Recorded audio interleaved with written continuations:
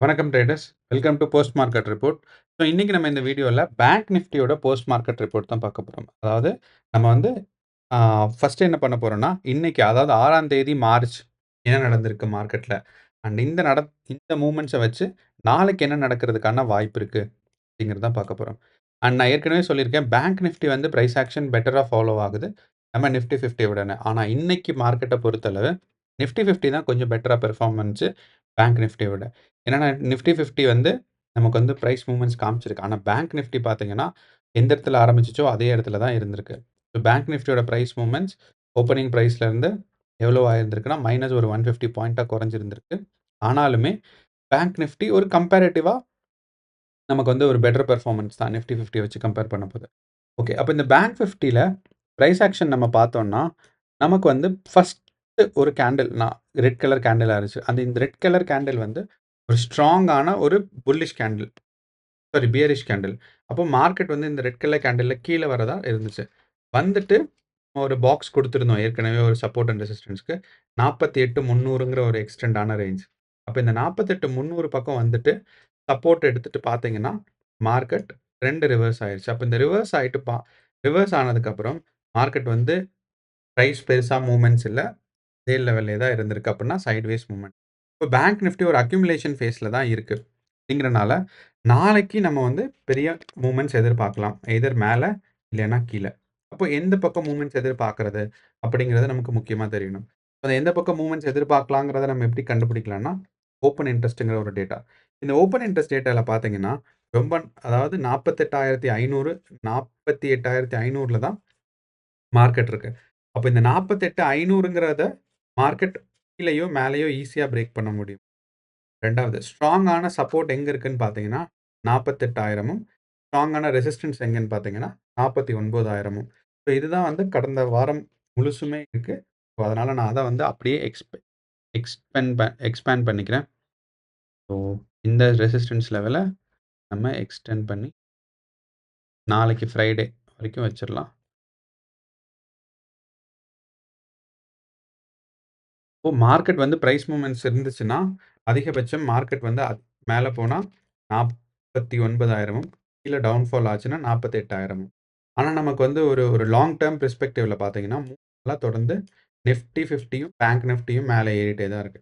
அப்போ bank Nifty ஒரு ஸ்ட்ராங்கான ஒரு ட்ரெண்டிங் சேனல்ல இருக்கு. அப்ப இந்த ட்ரெண்டிங் சேனல் கன்டின்யூ ஆகுமான்னு பார்த்தீங்கன்னா, ஆகுறதுக்கான வாய்ப்பு நெறைய. ஏன்னா, நமக்கு வந்து 48,500ல பாருங்க ஒரு ஸ்ட்ராங்கான சப்போர்ட் இல்லங்கிற ஸ்ட்ராங்கான சப்போர்ட் இல்ல. ஆனா ஓஐ ஓப்பன் இன்ட்ரெஸ்ட் சேஞ்ச் வந்து புட் ஆப்ஷன்ஸ்ல நெறையா இருந்திருக்கு. கால் ஆப்ஷன்ஸ்ல கம்மியா இருக்கு. எப்போ வந்து புட் ஆப்ஷனும், காலும் கம்பேர் பண்ணும்போது, புட்ல நெறையா சேஞ்சஸ் வருதோ, புட் ஆர்டர்ஸ்ல நெறையா சேஞ்சஸ் வருதோ, அந்த இடத்துல ஒரு ஒரு ஒரு ரெசிஸ்டன்ஸ் டெவலப் ஆகுது. இப்போ நம்ம வந்து இந்த இடத்துல நம்ம ஒரு ரெசிஸ்டன்ஸ் டெவலப் ஆயிருக்கு. அப்படின்னா 48,500ல. அப்போ நாளைக்கு மார்க்கெட் நம்ம முன்னாடி சொன்ன மாரி தான். மார்க்கெட் வந்து இந்த 48,500ல ஒரு பிவட் ரேஞ்ச் எடுத்துட்டு, மார்க்கெட் மேல போறதுக்கான வாய்ப்பு நெறையா இருக்கு. இது நம்ம பேங்க் நிஃப்டி. இந்த பேங்க் நிஃப்டி இந்த நாளைக்கு மார்க்கெட் இந்த இடத்துல வந்து பிவட் எடுத்துட்டு மேல போகுமா? அப்படின்னா, அதுக்கான வாய்ப்பு நெறையா இருக்கு. ஏன்னா ட்ரெண்டிங் சேனல் 1. 2வது பார்த்தீங்கன்னா, இதோட ட்ரெண்ட் ஆங்கிள் பார்த்தோம்னா நமக்கு ஆல்மோஸ்ட் ஒரு 30 டிகிரி இருக்கு. ஸோ இது ரொம்ப ஸ்ட்ராங்கான ட்ரெண்ட் இல்ல அப்படிங்கிறனால, நம்ம கொஞ்சம் யோசிக்கலாம். ஆனா என்னன்னா, நமக்கு வந்து அதாவது சப்போர்ட் அண்ட் ரெசிஸ்டன்ஸ் ரொம்ப தூரமா இருக்குங்கிறனால, மார்க்கெட் இன்னும் நேரோ டவுன் ஆகல. ஸோ ட்ரெண்ட் ரிவர்சலுக்கான வாய்ப்பும் நமக்கு இன்னும் வரல. அப்போ இந்த ரேஞ்ச் பவுண்ட்ல தான் இருக்கு. ஸோ இந்த ரேஞ்ச் எவ்வளோனா ஒரு 1000 பாயிண்ட்ஸ் டிஃபரன்ஸ். இந்த 1000 பாயிண்ட் டிஃபரன்ஸோட ரேஞ்ச்குள்ள தான் நமக்கு வந்து நாளைக்கு நிஃப்டி பேங்க் நிஃப்டி இருக்க போகுது. அப்படிங்கிறத நம்ம ஞாபகம் வச்சுக்கணும்.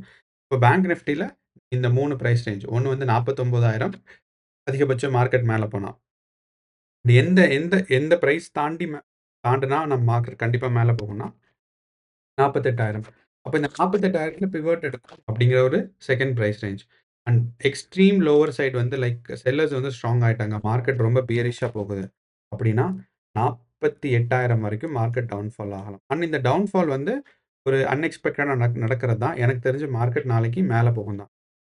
ட்ரெண்டிங்கோட ட்ரெண்ட் ஆங்கிள் வந்து ரொம்ப ஸ்ட்ராங்கா இல்லைனாலுமே, மார்க்கெட் வந்து ரெக்கவரி ஃபேஸ்ல தான் இருக்கு.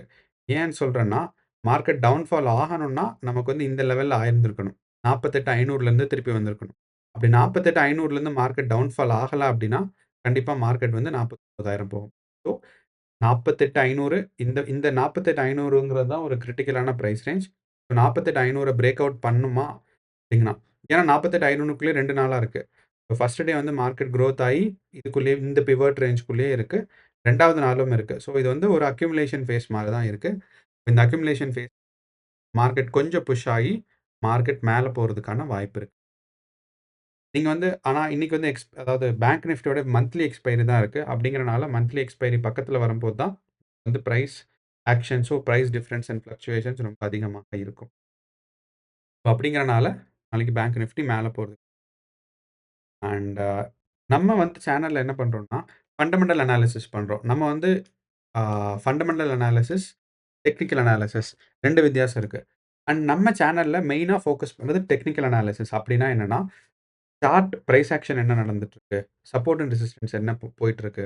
அப்புறம் ஆ பிரைஸோட மூவ்மெண்ட்ஸ் வந்து நமக்கு பையர்ஸ் ஸ்ட்ராங்கா இருக்காங்களா? செல்லர்ஸ் ஸ்ட்ராங்கா இருக்காங்களா? மார்க்கெட் சைக்காலஜி இத தான் நம்ம வந்து கூடுதலா வந்து கான்சன்ட்ரேட் பண்றோம்.